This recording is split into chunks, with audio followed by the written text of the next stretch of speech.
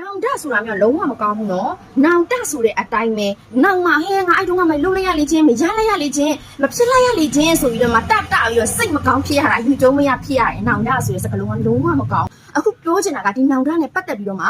Focus Beauty Company ကနေပြီးတော့ New Skin Care သုံးစွဲတဲ့သူ customer တွေကိုအရန်တန်တဲ့ promotion လေးတွေပေးထားသလိုနော်ဝယ်သုံးစွဲတဲ့ customer တွေကမြင့်တာတောက်ပြန်တဲ့အနေနဲ့တန်ဆုံးဈေးနှုန်းလေးတွေနဲ့လည်း skin care set လေးတွေကိုရောင်းချပေးထားတယ်။အဲကြောင့်ပေးတော့ကိုယူထားပါရတော့ကိုယူပါနော်အရန်ကိုတန်လို့တိုက်တွန်းရခြင်းပဲဖြစ်တဲ့။ရောင်းချင်လို့အားကြီးလို့တိုက်တွန်းနေတာမလား။ဈေးတယ်ပဲရောင်းချင်တယ်ဟုတ်တယ်။ဒါပေမဲ့ကိုဈေးတယ်ဆိုရင်လည်းကိုရောင်းရပြီးရောဆိုပြီးတော့မှစွတ်ထိုးရောင်းတာထဲမှာတော့ဖြစ်စင်မပါဘူး။တန်လွန်းလို့ budget ချွေထားခြင်းတဲ့သူတွေအတွက်အရန်ကိုတင့်တော်လုံးလို့နော်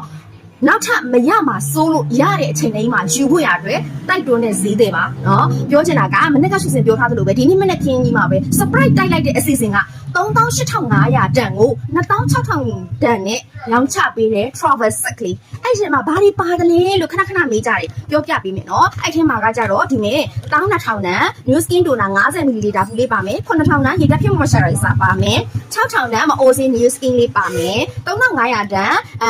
new skin mineral ဆိုင်လေးထုတ်လေးပါမယ်ဒီ၄မျိုးတစ်ဆက်လုံးကိုတော့သိကြမှာပါနော်ဒါ skin care step ထဲမှာမရှိမဖြစ်အရာလေး၄မျိုးနောက်ထပ်ပြီးတော့မှပေါင်းထားတာကကြတော့မျက်နှာအတွက်တည်းမကောင်းစပင်အတွက်ပါစမ်းသားလှလှလေးတွေပိုင်ဆိုင်နေနိုင်တဲ့ new hair shampoo နဲ့ conditioner အတွဲလေးနော်ဒီ၅မျိုးတစ်ဆက်လုံးကို